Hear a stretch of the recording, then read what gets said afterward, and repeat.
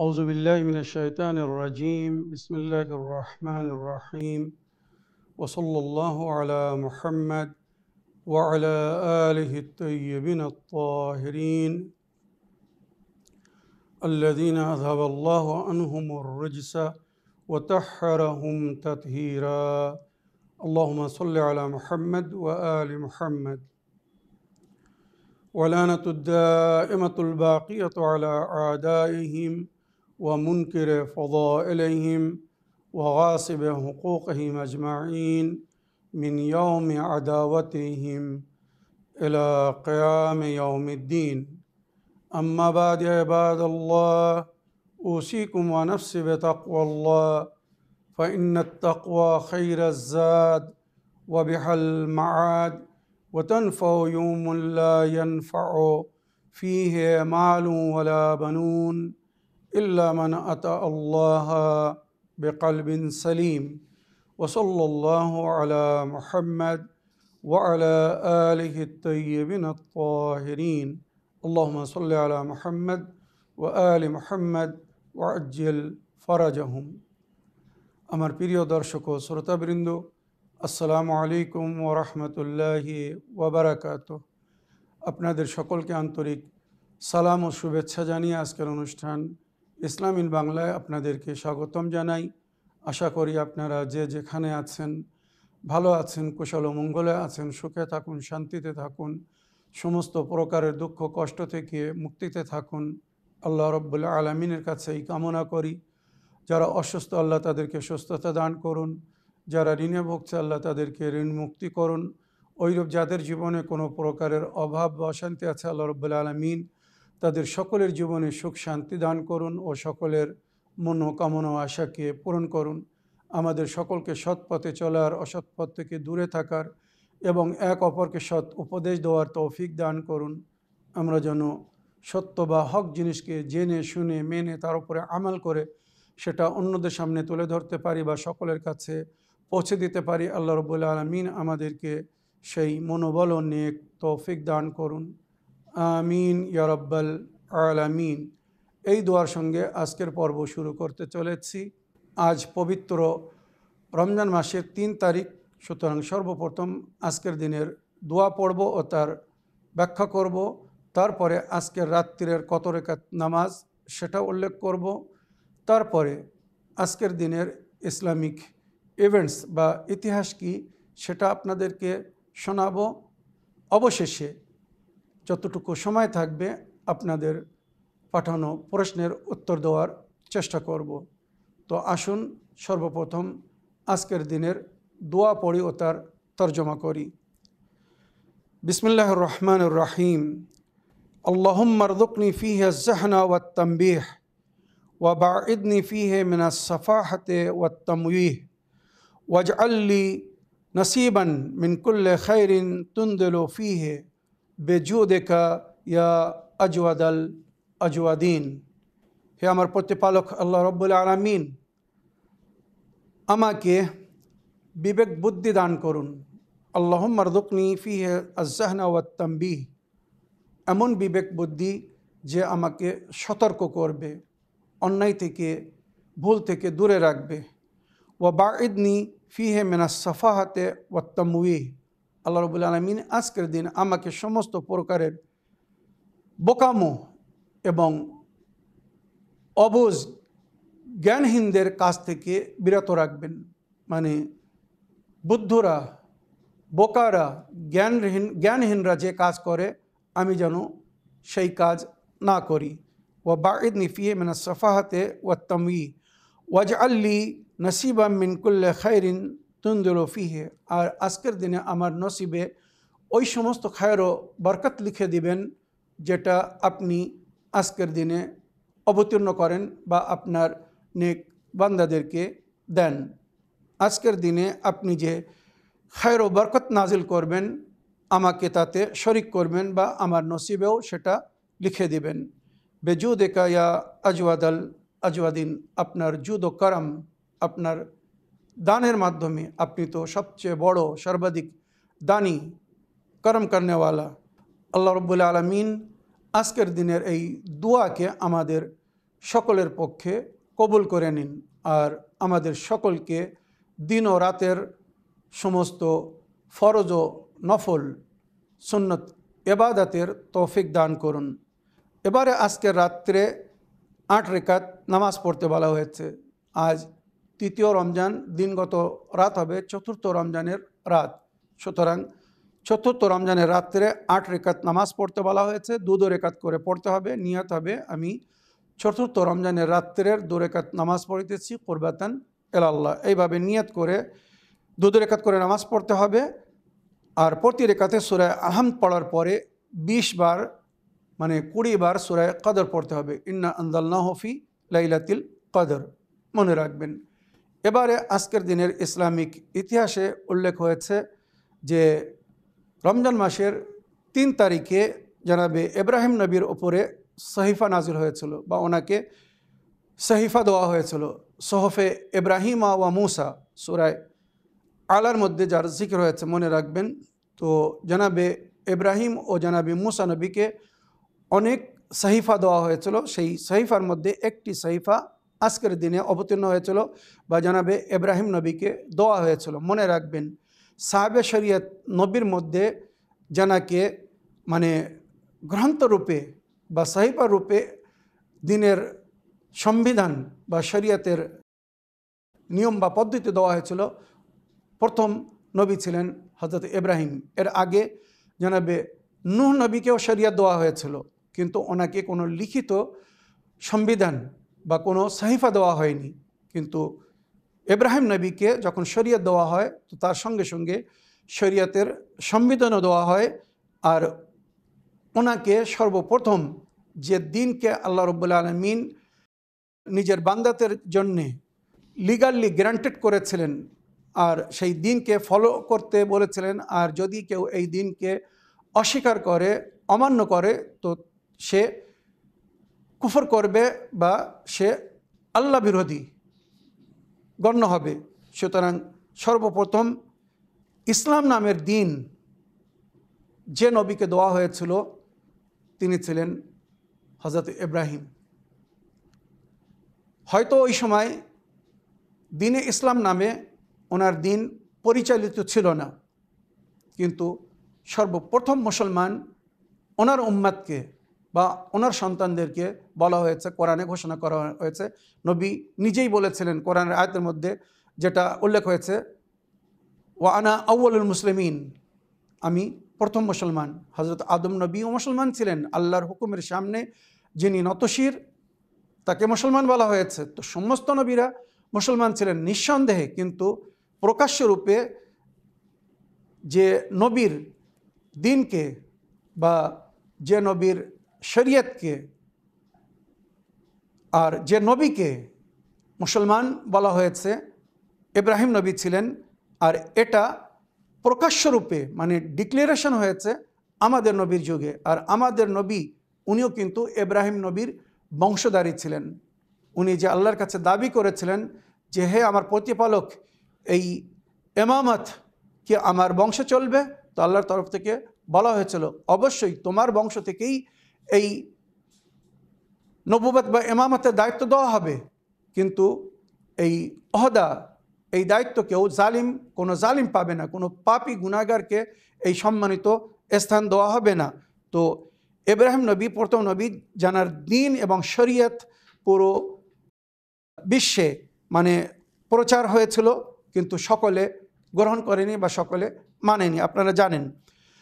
তবে আমাদের নবীর বংশধারীরা সব মিল্লাতে ইব্রাহিমের ওপরে ছিলেন, দিনে ইব্রাহিমের ওপরে ছিলেন, মনে রাখবেন। যারা মানেনি, যারা অস্বীকার করেছিল, অমান্য করেছিল, তাদেরকে কুফফারে কুরাইশ বলা হয়। কিন্তু যারা অমান্য করেনি তারা মিল্লাতে ইব্রাহিমের ওপরে, দিনে হানিফের ওপরে ছিলেন। মনে রাখবেন, ইব্রাহিম নবীর দিনকে দিনে হানিফ বলা হয়েছে, মানে যে দিনকে আল্লাহ নিজের বান্দাদের জন্য শান্তিপূর্ণ দিন রূপে গ্রহণ করেছিলেন। আর ওই দিনকেই হযরত আলী আলাইহিস সালামের ওলায়াতের পরে নবী করিম সাল্লাল্লাহু আলাইহি সাল্লাম যখন গদরে কুমের ময়দানে হযরত আলী আলাইহিস সালামের ওলায়াতের ঘোষণা করেছিলেন, তখন আল্লাহ বলেছিলেন ওয়া রাদিতু লাকুমুল ইসলামা দীনা, আমি তোমাদের জন্যে এই দিনে ইসলামকে পছন্দ করলাম বা এই দিনে ইসলাম থেকে আমি রাজি হলাম, যার মধ্যে হজরত আলী আলাইহিস সালামের ওয়েলায়েত হচ্ছে শেষ মোহর।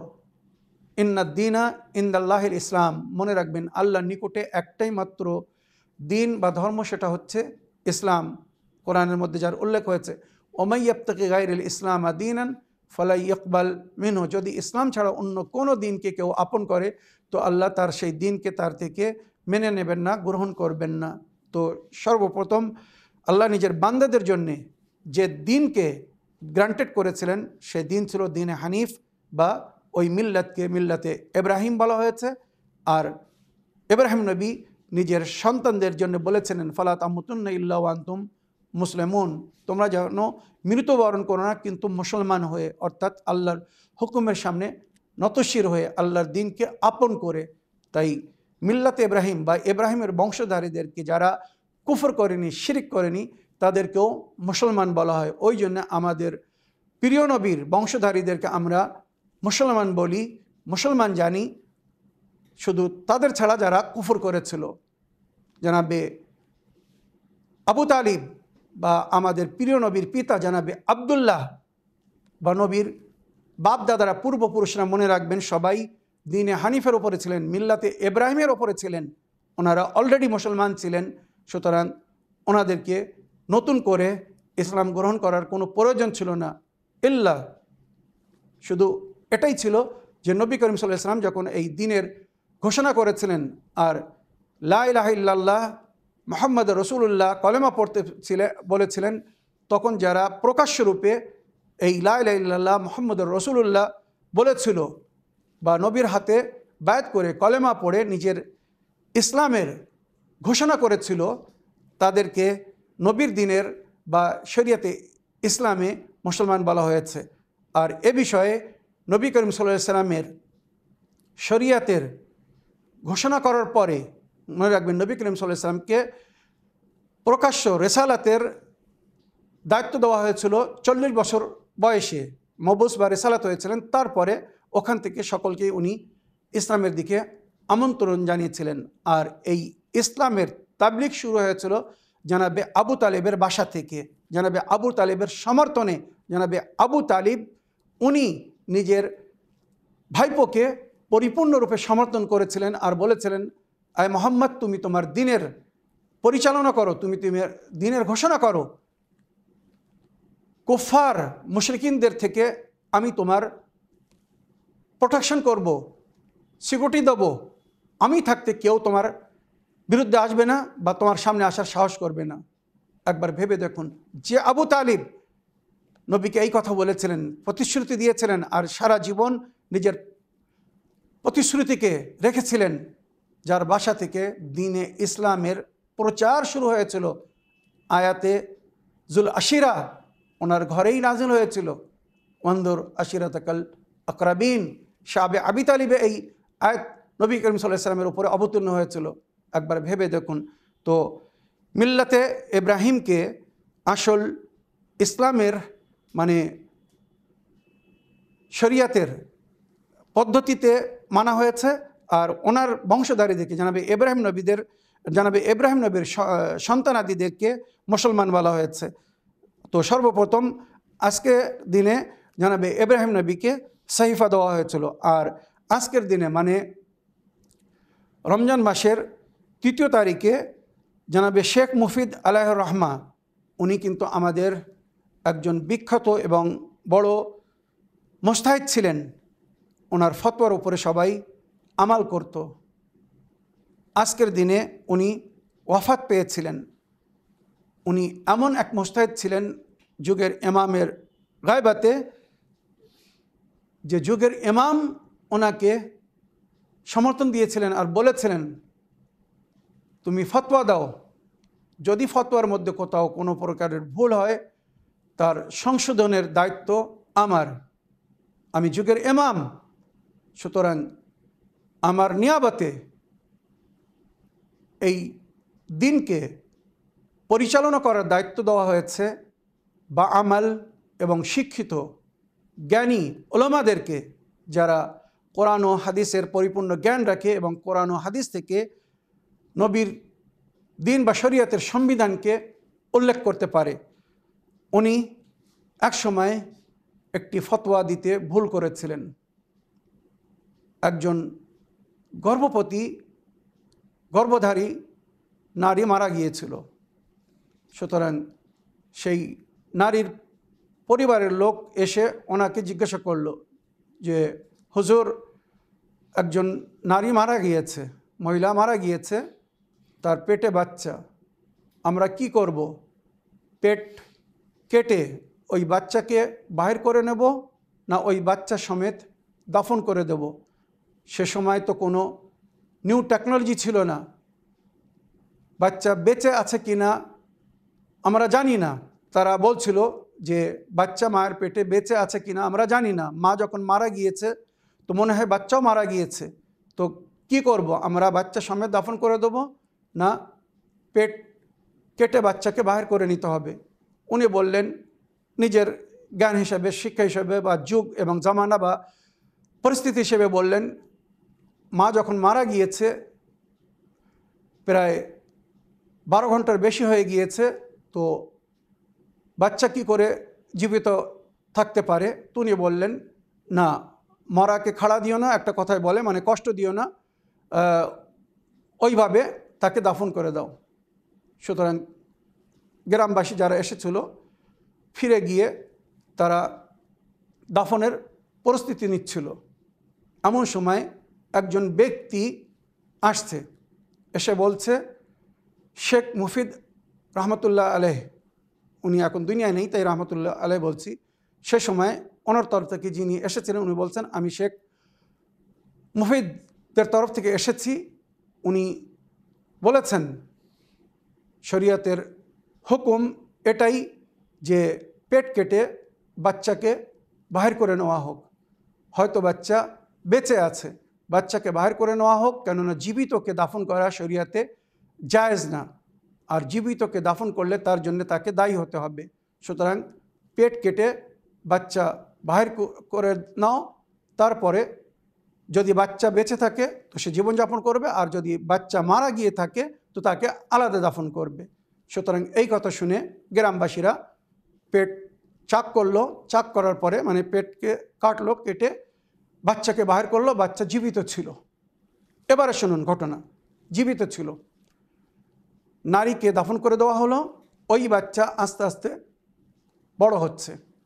কয়েক বছর পরে ওই বাচ্চার পিতা নিজের বাচ্চাকে নিয়ে শেখ মুফিদ আলাইহির রহমার কাছে এসেছে, দক্কল বাব করেছে, সালাম করেছে। সালাম করার পরে ওই বাচ্চার পরিচয় করাচ্ছেন, হুজুর এই সেই বাচ্চা যার মায়ের পেট কেটে আপনি তাকে বাহির করতে বলেছিলেন, যদি আপনি শেষে কাউকে না পাঠাতেন তো আমরা হয়তো এই বাচ্চা সমেত মাকে দাফন করে দিতাম, আর এই বাচ্চা জীবিত দাফন হয়ে যেত। আপনার বড় কৃতজ্ঞ যে আজ আপনার বুদ্ধির কারণে, আপনার হুকুমের কারণে মায়ের পেট কেটে বাচ্চাকে বাহির করে নেওয়া হয়েছিল, আজ সে বেঁচে আছে, আজ সে বড় হচ্ছে। আমি চাচ্ছি সে কোরআন তেলাওয়াত শিখুক, আল্লাহর কালাম শিখুক, আপনি তাকে দিনের শিক্ষা দিন। এই কথা যেই শুনলেন জনাবে শেখ মুফিদ আলাইহির রহমা বললেন, আমি তোমার সঙ্গে কালকে কথা বলবো, তুমি কালকে এসো, আজকে আমাকে এক সময় থাকতে দাও। এই বলে অনুমতি নিয়ে উনি ঘরের ভেতর চলে গেলেন, দরজা বন্ধ করে নিলেন, আর বহু সময় বসে একা একা কাঁদছেন যে আমি কত বড় ভুল করছিলাম, কত বড় অন্যায় করছিলাম, এক জীবিত বাচ্চাকে আমি দাফন করার হুকুম দিয়েছিলাম। উনি কাঁদছিলেন আর দরজা বন্ধ করে নিলেন ঘরের, যে আজকের পরে আর আমি ফতোয়া দেবো না, আমি কাউকে আর কোনো শরীয়তের মাসাইল বলবো না, আমি এক জীবিত সন্তানকে দাফন করার হুকুম দিয়েছিলাম বা অনুমতি দিয়েছিলাম। যদি ওই ব্যক্তি যে আমার পিছনে গিয়ে আমার হয়ে কথা বলে এই বাচ্চাকে মায়ের পেট থেকে বাহির না করিয়ে নিত, আমি কত বড় গুনাহগার হতাম, দায়ী হতাম, পাপী হতাম। সুতরাং উনি 3 দিন ঘরের দরজা খোলেননি। তৃতীয় দিন উনি স্বপ্ন দেখছেন, ভোরের সময় ইমামে জামানা আসছেন ওনার স্বপ্নে, এসে বলছেন, আয় শেখ মুফিদ, ফতোয়া দেওয়া তোমার দায়িত্ব, ভুল হলে সংশোধন করার দায়িত্ব আমার, বা আল্লাহ আমাকে দিয়েছে। ওই জন্য যুগের ইমাম বলেছেন, আম্মাল হাওয়াদিস ফরজো এলা রোয়াতে হাদিসে না, গায়বাতের যুগে যখন তোমাদের সামনে নতুন নতুন মাসলা মাসালা আসবে, তো আমাদের রোয়াত রাবিদের সঙ্গে সম্পর্ক গড়বে, রুজু করবে, তাদের কাছে ফতোয়া জিজ্ঞাসা করবে, তারা যেটা বলবে তার উপরে আমাল করবে। কেননা হুম হুজ্জাতুন আলাইকুম ও নাহনু হুজ্জাতুন আলাইহিম, ওই মুজতাহিদ, ওই রোয়াত রাবিরা, ওরা তোমাদের উপরে হুজ্জত আর আমি তাদের উপরে হুজ্জত। সুতরাং আমাকে যখন আল্লাহ হুজ্জত করেছে, তো আমি খেয়াল রাখবো, খেয়াল রাখার দায়িত্ব আমার। আপনি ফতোয়া দেওয়া বন্ধ করবেন না। ফতোয়া আপনি যেমন আগেও দিচ্ছিলেন, এখনও দিন।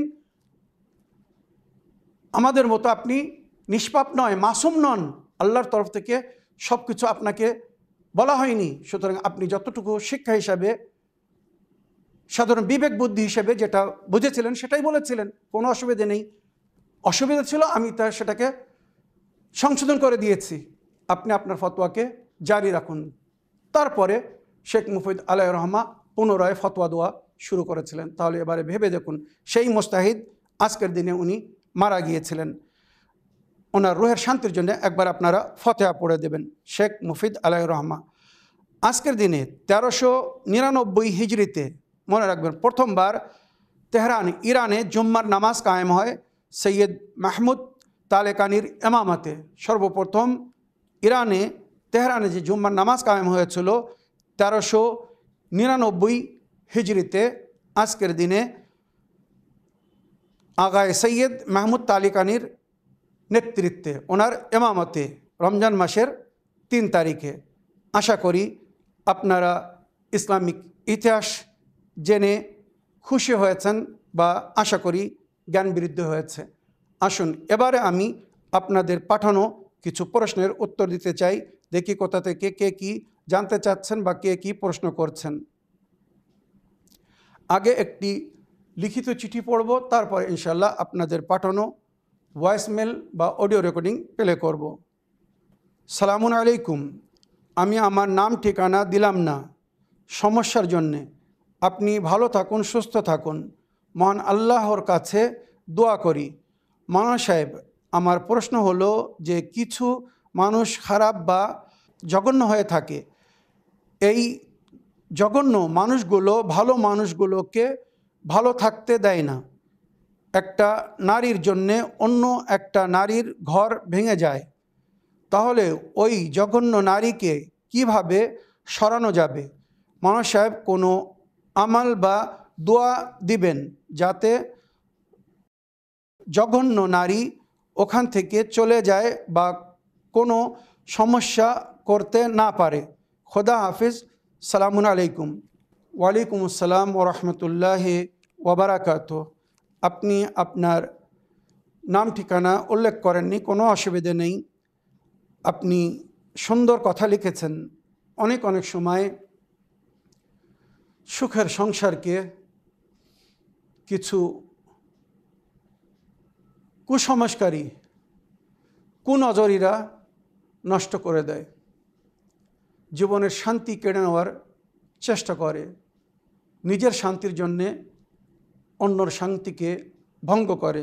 হয়তো আপনার জীবনেও এমন কিছু হচ্ছে, তাই আপনি বেদনার রূপে সেটা লিখেছেন বা উল্লেখ করেছেন। তো ওই সমস্ত নারীদের আঘাত বা আক্রমণ থেকে রক্ষা পাওয়ার জন্যে আপনাকে আপনার স্বামীকে কন্ট্রোল করতে হবে। কেননা আপনার স্বামী যদি তার কাছে না যায়, তার দিকে না তাকায়, তার কথা না শোনে, তার থেকে যদি দূরে থাকে, তো সমস্যার অটোমেটিক সমাধান হয়ে যাবে। তো এ বিষয়ে উপায়স্বরূপ আমি আপনাকে বলতে চাচ্ছি, সূরা মায়দা আয়াত নম্বর 100। বিসমিল্লাহির রহমানির রহিম। কুল লা ইয়াস্তাবিল খাবিস ওয়াত তাইয়্যিব ওয়ালাউ আ'জাবাকা কাসরাতুল খাবিস ফাত্তাকুল্লাহা ইয়া উলিল আলবাব লাআল্লাকুম তুফলিহুন। খাবিস আর তাইয়্যিব মানে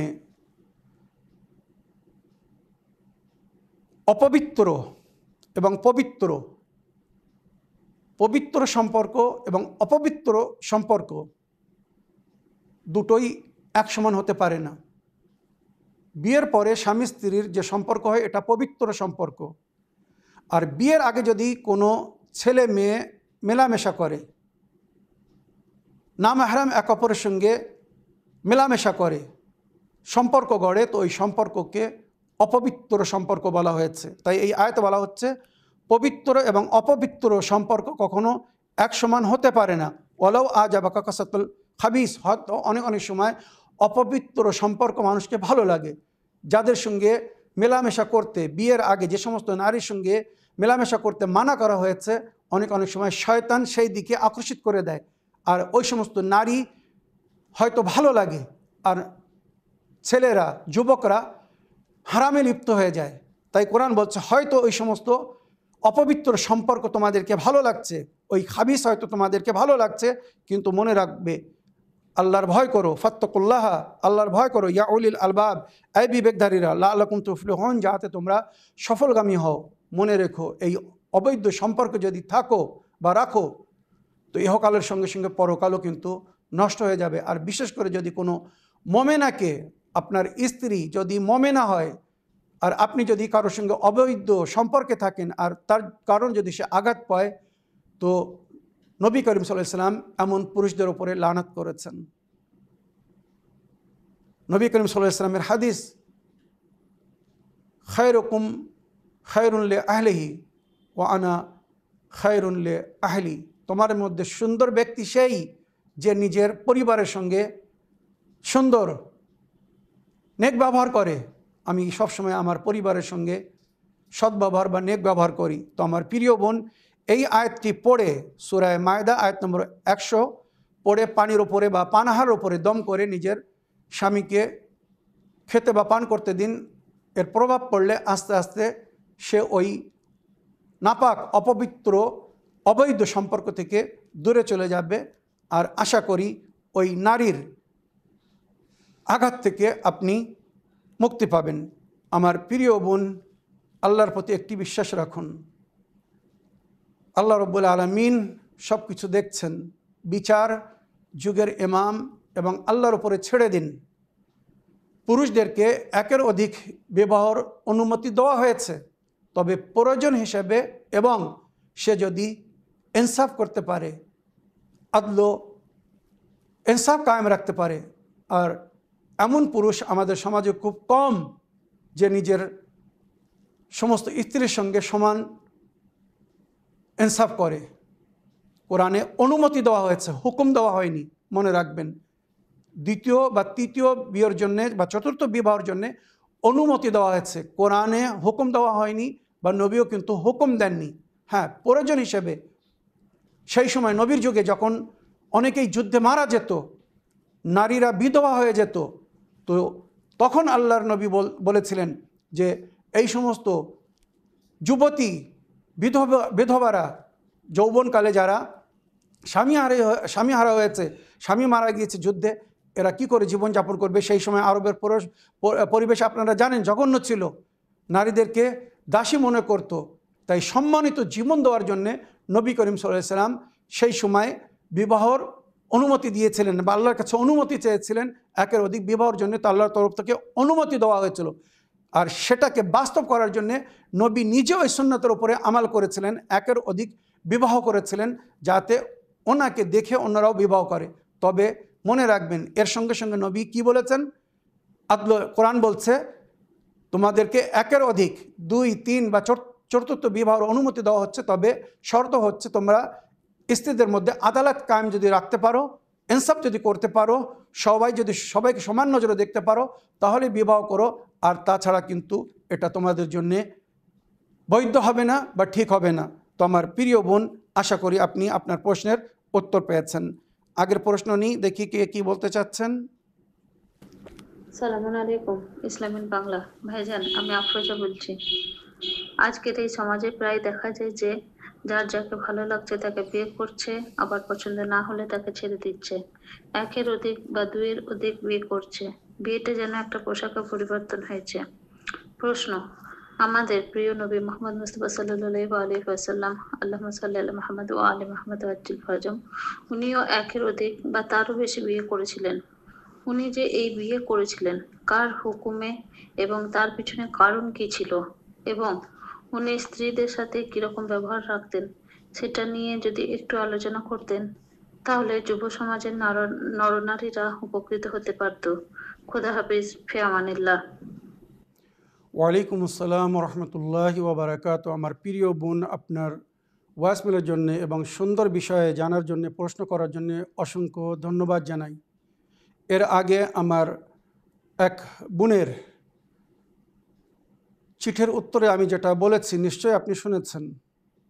এবারে আপনি যখন জানতে চেয়েছেন যে একের অধিক বিবাহ যেটা আমাদের সমাজে হচ্ছে, বিবাহ করছে, কিছুদিন পরে মন ভরে যাচ্ছে, পছন্দ হচ্ছে না, ছেড়ে দিচ্ছে, অন্য কাউকে পছন্দ করছে, বিবাহ করছে। তো বিবাহ একটা খেলাধুলো না, রহস্য না, মনোরঞ্জনের জন্য না।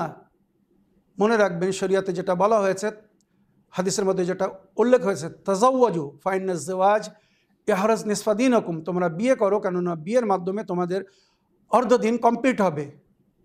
ওয়ান্নিসফুল আখর বিসালেহাত আমালেকুম, আর অন্য অর্ধেক দিনকে নেকির মাধ্যমে, নেক কাজের মাধ্যমে পুরো করো, এইভাবে তোমাদের দিন পুরো হয়ে যাবে। তো বিবাহ করা মানে অর্ধেক দিনকে কমপ্লিট করা, পুরো করা। তাহলে বিবাহ কত সুন্দর জিনিস এবারে ভাবতে হবে, কেননা বিবাহর আগে মানুষ হারামে লিপ্ত হওয়ার ভয় থাকে, ভুলের পথে চলে, কিন্তু বিবাহর পরে যখন তার কাছে হালাল বা বৈধ স্ত্রী থাকে তখন সে হারাম কাজ করে না, হারামে লিপ্ত হয় না।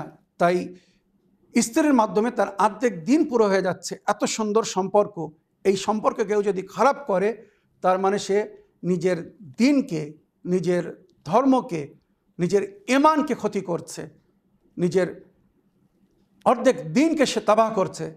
আমার প্রিয় বোন, নবী করিম সাল্লাল্লাহু আলাইহি ওয়াসাল্লাম একের অধিক যে বিবাহ করেছিলেন, তো মনোরঞ্জনের জন্য না, আল্লাহর হুকুমে উনি যাকে বিবাহ করেছিলেন, মনে রাখবেন নিকাহ করেছিলেন, তো আল্লাহর হুকুম ছাড়া উনি কোনো কাজ করতেন না। সুতরাং আল্লাহর হুকুমে উনি বিবাহ করেছিলেন। আর ওনার স্ত্রীরাও কিন্তু সবাই সমান ছিল না, ওনার স্ত্রীদের মধ্যেও 19-20 ছিল। যদি এ বিষয়ে আপনারা বিস্তারিত জানতে চান তো সূরা তাহরিমের তাফসির পড়ে দেখুন। নবীর জীবনে কিছু স্ত্রীরা ছিল দাসীর রূপে, কাবিলার সর্দার, সে বলছে যদি আপনি আমার কন্যাকে গ্রহণ করেন তো আমি আমার কাবিলা সমেত আপনার দিনকে গ্রহণ করে নেব। তো নবী করিম সাল্লাল্লাহু আলাইহি ওয়াসাল্লাম যখন কাউকে বিবাহ করতেন তো তার পিছনে কোনো না কোনো উদ্দেশ্য হতো। ওনার অনেক স্ত্রী, বিশেষ করে মারিয়া কাবিতিয়ার সম্পর্কে লেখা হয়েছে যে ওনাকে বিয়ে করেছিলেন বলে ওনার গোত্রের সমস্ত ব্যক্তিরা ইসলাম গ্রহণ করেছিল। তাই ইসলাম এবং মুসলমানের বৃদ্ধির জন্য নবী করিম সাল্লাল্লাহু আলাইহি ওয়াসাল্লাম এই সুন্নাতকে জারি করেছিলেন, রাজ করেছিলেন। ইসলামকে, মুসলমানকে বা মুসলিমাকে কষ্ট দেওয়ার জন্য না। মনে রাখবেন, শরিয়াতে ইসলামে যেটা বলা হয়েছে, নবী করিম সাল্লাল্লাহু আলাইহি ওয়াসাল্লাম বলেছিলেন, আর নিকাহ মিন সুন্নতি ফামান রাগিবা আন সুন্নতি ফালাইসা মিন্নি, নিকাহ আমার সুন্নাত, যে এই সুন্নাত থেকে মুখ ঘোরাবে সে আমাদের অন্তর্ভুক্ত না। তানাকু তানাসুলু তাকসুরু, বিয়ে করো, সম্পর্ক গড়ো, মানে বৈধ সম্পর্ক, আর সন্তান বৃদ্ধি করো। তাকসুরু ফাইন্নি উবাহিল বেকুমুল উমামা ইয়াউমুল কিয়ামা, কিয়ামতের দিন আমি তোমাদের নিয়ে গর্ব করব। কখন ছিল এই পরিস্থিতি? যখন মুসলমানদের সংখ্যা লঘু ছিল, কম ছিল, মুসলমানদের সংখ্যা বৃদ্ধি করার জন্য এই অনুমতি দেওয়া হয়েছিল। সুতরাং একের অধিক বিবাহ করতে অসুবিধা নেই, কিন্তু কোরআন হুকুম দেয়নি, অনুমতি দিয়েছে। একের অধিক বিবাহ তখন করতে পারবে যখন নারীদের মধ্যে ইনসাফ, আদল কায়েম রাখতে পারবে। যদি ইনসাফ বা আদল কায়েম না রাখতে পারো, কিন্তু বিয়ে করার অনুমতি নেই। তো আমার প্রিয় বোন, মনে রাখবেন, নবী করিম সাল্লাল্লাহু আলাইহি ওয়াসাল্লাম ইসলামের স্বার্থে, দ্বীনের স্বার্থে, ইসলামের বৃদ্ধি বা মুসলমানদের বৃদ্ধির জন্য প্রয়োজন হিসেবে অনুমতি দিয়েছিলেন।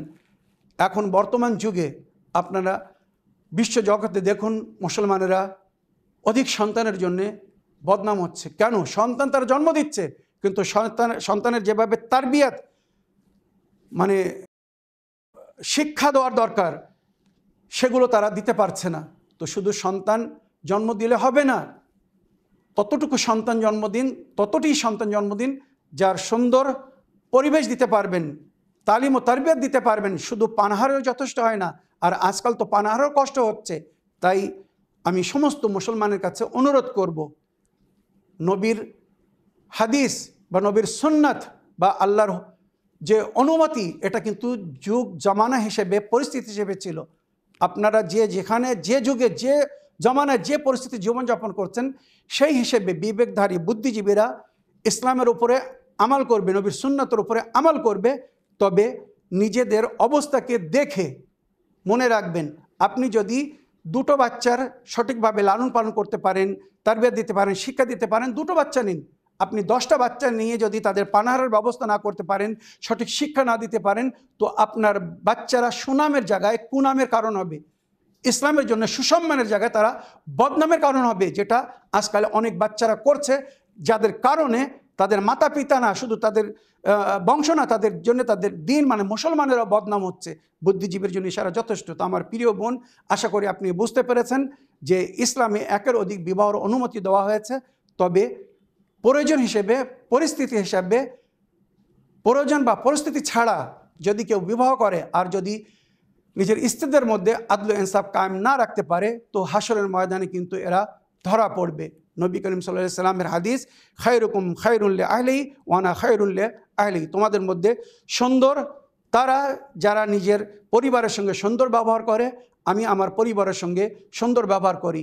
নবীর সমস্ত স্ত্রীরা সমান ছিলেন না, তারপরেও নবী তাদের সঙ্গে সমান ব্যবহার করে গেছেন, আদল ইনসাফ কায়েম করে গেছেন, সকলের খেয়াল রেখে গেছেন। ওইরূপ যদি করতে পারেন তাহলে একের অধিক বিবাহ করতে পারেন, তাছাড়া কখনো করবেন না। আর বিশেষ করে আমাদের শরীয়তে বলা হয়েছে, যদি আপনার প্রথম স্ত্রী আপনার সমস্ত প্রয়োজনকে পুরো করছে, শারীরিক মানবিক সমস্ত দিক থেকে সে যদি দায়িত্ব পুরো করে, তো তার অনুমতি ছাড়া অন্য বিবাহ করো না। আশা করি আপনার প্রশ্নের আপনি উত্তর পেয়েছেন। এই বলে আমার আজকের বক্তব্য এখানে শেষ করলাম। ওয়া আখিরু দাওয়ানা আলহামদুলিল্লাহি রাব্বিল আলামিন। ওয়াসসালামু আলাইকুম ওয়া রাহমাতুল্লাহি ওয়া বারাকাতুহু।